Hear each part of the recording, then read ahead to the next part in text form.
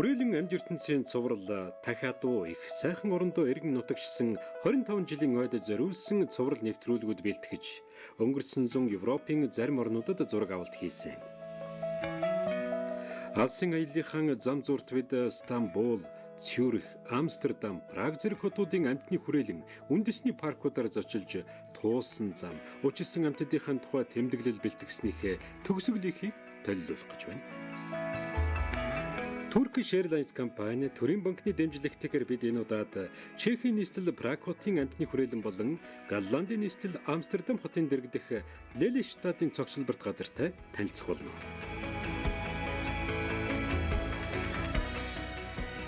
Энэ дугаарт бидний онцлог зочид бол Европын Бизон нөхөр, Америкийн хар сүлт зурам, Африкийн горилла мэт зэрэг олон сонирхолтой амьтад байх болно. Гэхдээ бүгдийн дэс дарааллаа. Ингээд нэвтрүүлгээ эхэлье.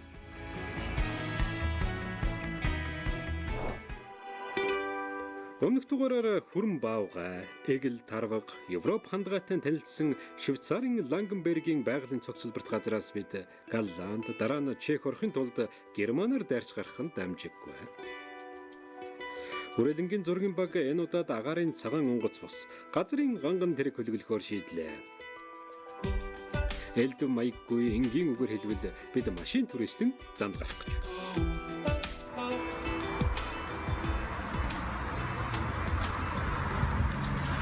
За машин ахаар болчихоо. Машин ахаар болчихлоо. Тэнэг хүн гараад байгаа гэсэн юм дөө. Монголын картууд асуудалгүй. Ямар ч асуудал байхгүй юм байна. Харин газар холын аялал хийх гэж байгаа хэн бүхэнд хэрэг болох төрийн банкны олон улсын картаар захиалсан машиныхаа төлбөрийг ч төвгүй хийлээ. Өмнө маань Голландын нийслэл Амстердам хотын дэргэдэх Лелиштадын байгалийн цогцлборт газар хүрэх холын зам сунаач байна. Альпийн нурууны уулархаг хэсэг алгуур ард хоцорч цонхны цаана төв болон баруун Европын нам дор газар хот суурин байгалийн олон өнгөрсөн өнгөрсөөр манай зургийн баг Голланд орж ирлээ.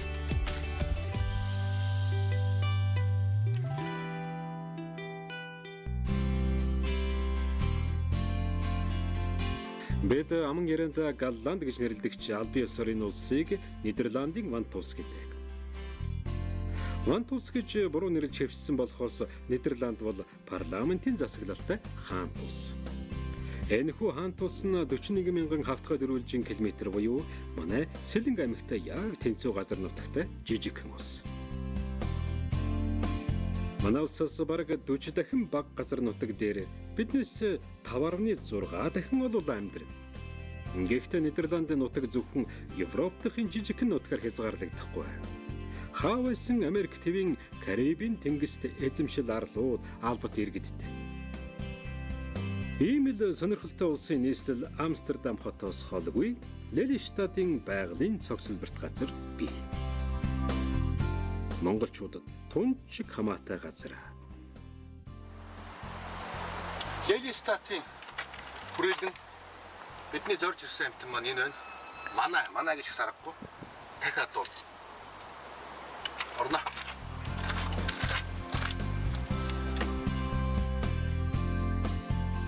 Лелиштадын байгалийн цогцлборт газрын нэрийн хуудас сүлд шүтэн болсон амтан бол Дахиадуу. Энд тахи гэдэг тэнгэрлэг амтныг аварч үлдэх, их нутаг Монголд нь эргэн сэргээн нутагшуулах үйлсийг нэгэн насныхан хэрэг болгосон Голланд хүмүүс ажилтдаг.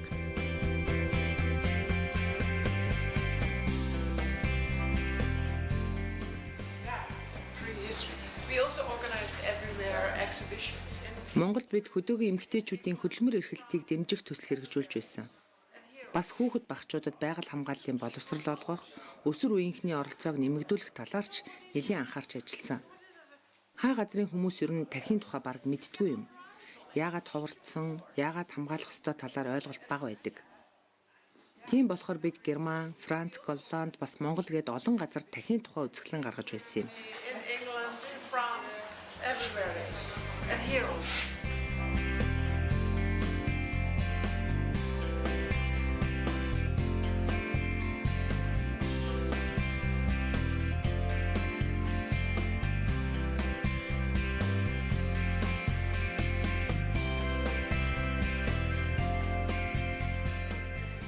first had a stallion from Finland. Манай энд Лилиштадт ирсэн анхны тахийг Финляндаас авчирч байсан юм. Их тошгон азар гойж үлээ. Манай энэ хашлахыг хараагаад л давчихсан гэж боддоо. Very difficult.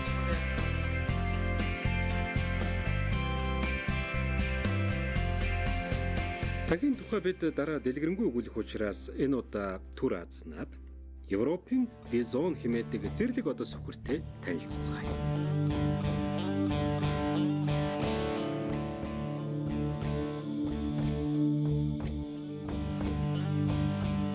Ер нь бол зэрлэг одос сүхрийн хоёр дэд зүйл бий. Америк ТV-ийн бизон, харин Европын зүүбэр гэж нэрлэдэг. Энэ хоёр дэд зүйлийн дундаас гарсан төлийг зүүбрө бизонч гэдэг. Бидний харж байгаа Европын зүүбрийн хувь заяа манай дахиадуутай дэндүү гэмээр адилхан. 1920-ад онд Европын сүүлчийн зэрлэг одос сүхрийн амийг тасалсан буун дуутай хамт амьд байгалдах энэ амьтны түүх тасарчээ.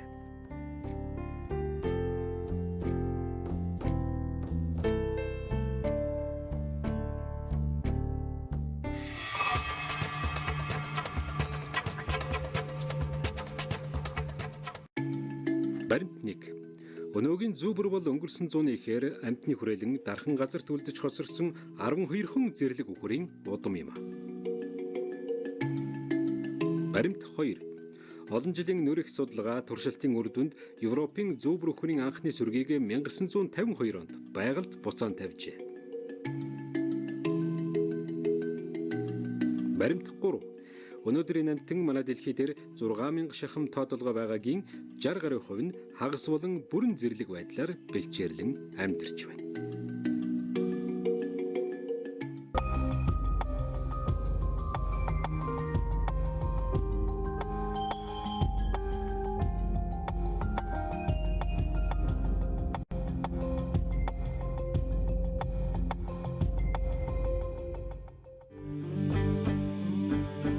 Өнөөдрийн хүү зэрлэг үхэр Европ ТV-ийн хуурай газрын хамгийн хүнд сүн тэжээлтэн юм.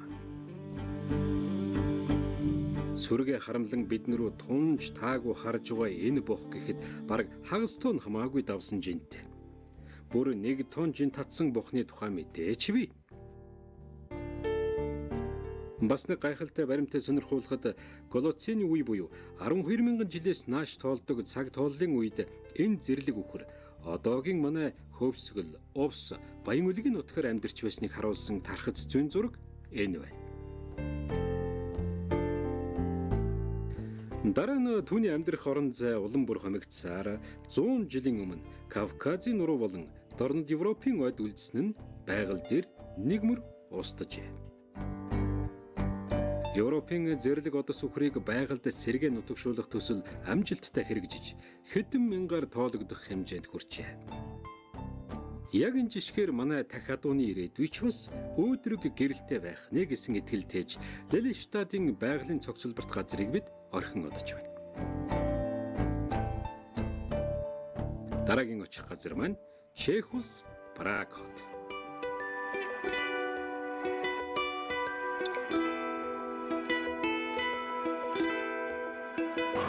Turkish Airlines-ийн онгоцоор түргэн нисээд ирсэн дараагийн газар маань Чех улсын нийслэл Прага хот.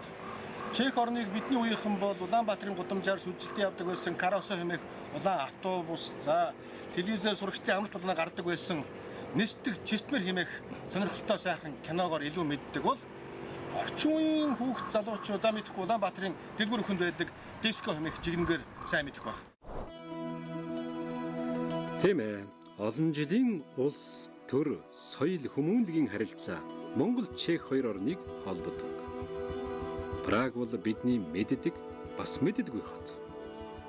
Энэ бол дундад зууны гоёмсог барилга, ганган гүүр, хөш өөдурсгал, амтад зайдас шар аригны хот.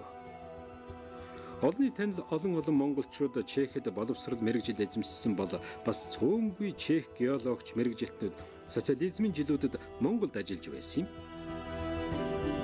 Гэхдээ өнийн ийм түүхээс илүүтэй өөр нэгэн газар хүрээлэнгийнхний сонирхлыг энэ удаад татаж байгаа юм.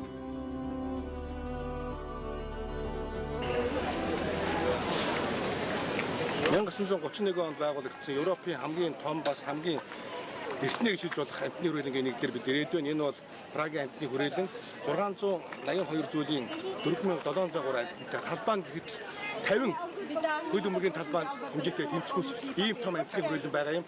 Энэ амтны хүрээлэнг үзэх гэж жилдээ 1,250,000 үзэгч ирдэг. Манай Улаанбаатарын хүн амттай тэнцүү гэсэн үг. Аяллаа зөвлөгөө өгдөг хамгийн том сайтуудын нэг болох TripAdvisor.com 2017 оны дэлхийн хамгийн шилдэг амтны хүрээлэнг сая хэрэглэгчийн санал асуулгаар шалгаруулахад бидний ирээд байгаа энэ Прагийн хүрээлэн 4-р жагсжээ. Дэлхийн шилдэг 4-т багтсан амтны хүрээлэнг нэг өдөрт бүтэн үзэж дуусгана гэвэл яавч барахгүй. Цөөн хэдэн амтныг төлөөлөл болгож танилццгаая.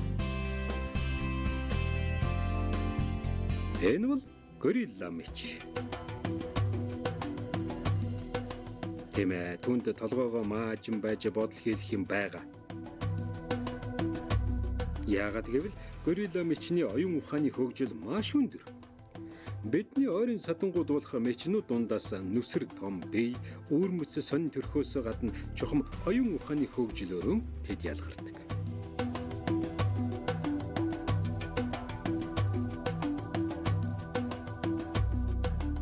Түүхэн хувьслын тийм ч холгүй тэртээд бид нэгэн өд хамтдаа эдэшилж явсан хэрэгэлтэй.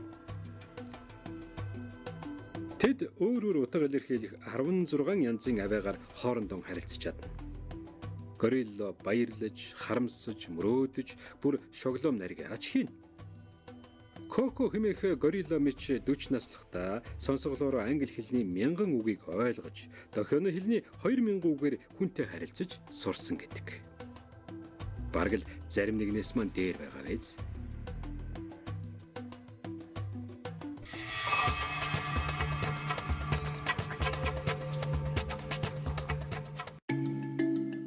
Баримт 1. Хүн ба Горилла Мичний ДНХ 98% нийцэлтэй.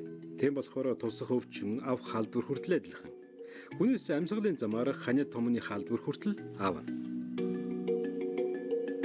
Баримт 2.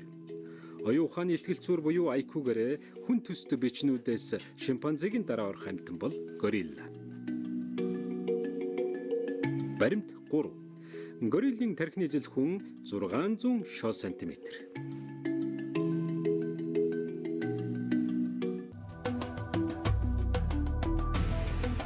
Горилла Мичиг гадаад төрхөө авраг биенээс нь болж хавцсан, барьж ноцсон, эрэмгийн, түрэмгийн амтан мэтээр Холливуудын кинонд дүрсэлдэг. Гэвч тэр махчин биш, өвсөн тижээлт амтан. Тэгвэл өвсөн тижээлт Горилла Мич дахиад хоёрт нийтлэг ямар тал байна вэ? Хариулт амархан. Прагийн амтны хүрээлэн Монголд дахиатуу сэргээ нутагшуулахад идэвхтэй туслах энэ сацуу. Төв Африкт мөн Горилла Мич хамгааллын томоохон төслийг хэрэгжүүлж байгаа юм.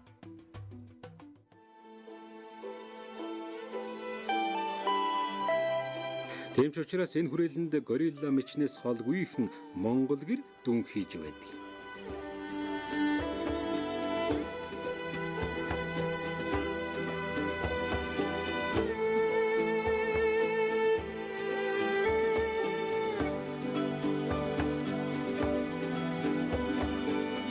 Амралтын өдрөөрөө амтны хүрээлэнд их Монгол гэрээр зочилсон чех багчууд дахин уугуул нутгийн тухай мэдлэгээ бидэнтэй ийхүү хуваалцаж байна. Монгол адуу юм уу? Монголыг хол гэсэн?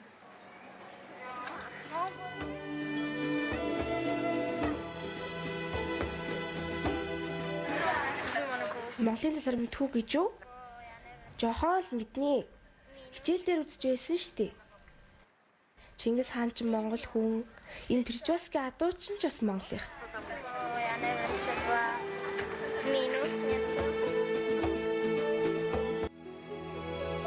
Дахиад Монгол гэрээс холгүй манай гэж болох бас нэгэн амьтан байна.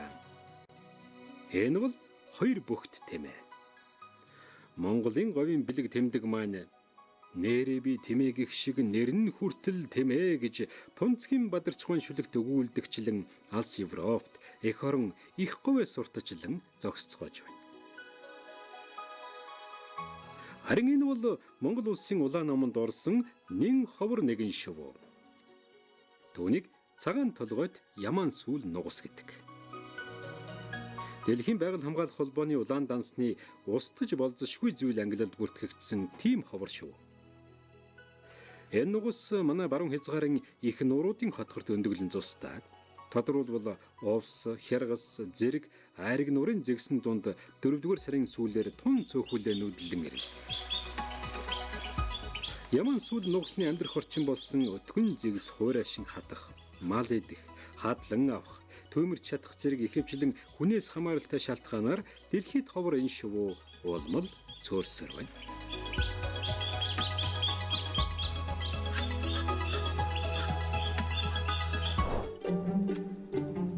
Харин энэ хөөрхөн амьтан бол манай зурмны Америкт байдаг хамаатан. Түүнийг нугын хар сүлт зурм гэдэг. Газар дор хот гэмээр асар нарийн зохион байгуулалттай нөхөн гэрийн системд нэг бүл амьдрна. Нэг бүл зурмны үүр гаднаас 50-60 амтай. Энэ олон ам нүхнээсээ доош 2-3 метр гүнд дунджаар 5-10 метр урт сүлжилтсэн өнөөх хот бий.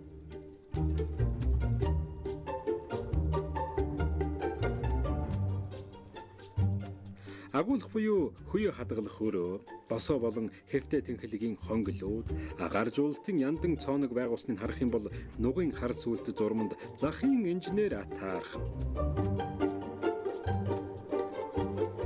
Ийм нарийн байгууламжууд буюу хэд хэдэн бүлийн үүр дошнууд нээлж судлаачны нэрлэлгээр тойрог үүсгэнэ.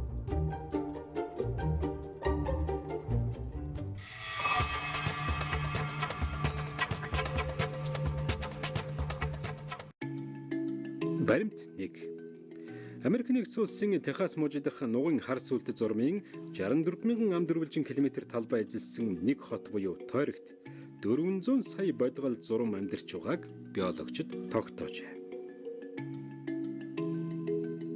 Баримт 2. 100 саяар колон болон амьдрах энэ зурм койот, зээрж шилүүс, бүргэд, харцганы хоол болж Хойд Америкийн тал хэрийн экосистемд чухал үүрэг гүйцэтгэдэг. Баримт 3. 19-р зуунаас хар сүлт зурмыг ургацын гол дайсан гэж үзэн уус даяар өргөн хүрээтэй устгах болсноор 20-р зууны дундуур мөхлийн ирмэгт хүрээд байжээ.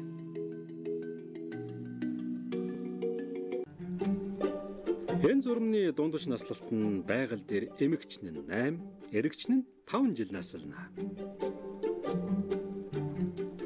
Байгаль дээр шин төлийн хагас нь эхний жилдээ өргөдөг болохыг судлаачид тогтоожээ. Нугын хар сүлт зурм амархан гарчдаг амьтан учраас хүмүүс орон гэртээ түүнийг тэжээх нээлдэг. Хүний гэрт 10 хүртэл насалдаг энэ хөөрхөн зурмны тухай мэдээлэл үүгээр өндөрлөд Праг хотын амтны хүрээлэнгийн дараагийн зочинтой танилцъя.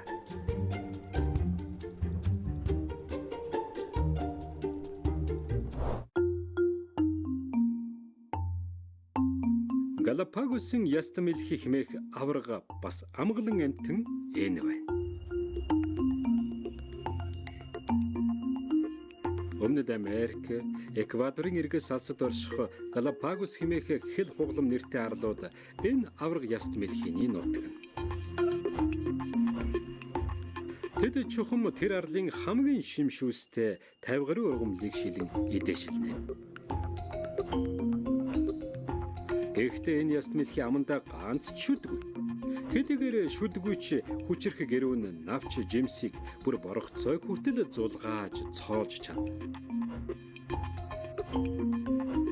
Байгаль дээр 10 гаруй жил насалдаг хэрээг хүмүүс 100 хүртэл урт насалдаг гэж эндүү боддог.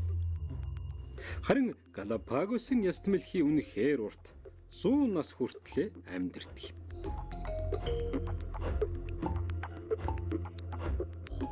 Ийхүү ийм нэгэн сонирхолтой амьтнаар энэ удаагийн дугаар маань өндөрлөж байна.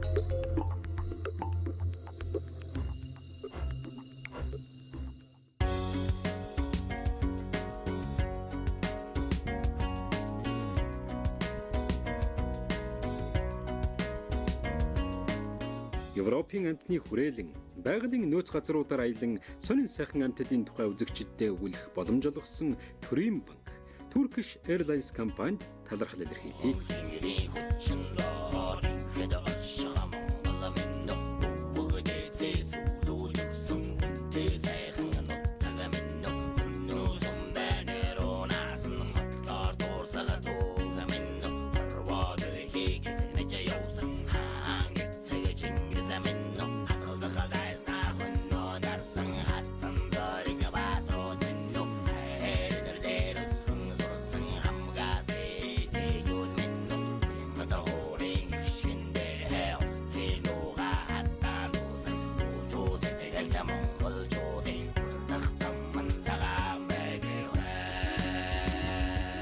Ахуй байгалийн аялал амьд ертөнцийн сонин хачнаар эргээд уулзцгаая.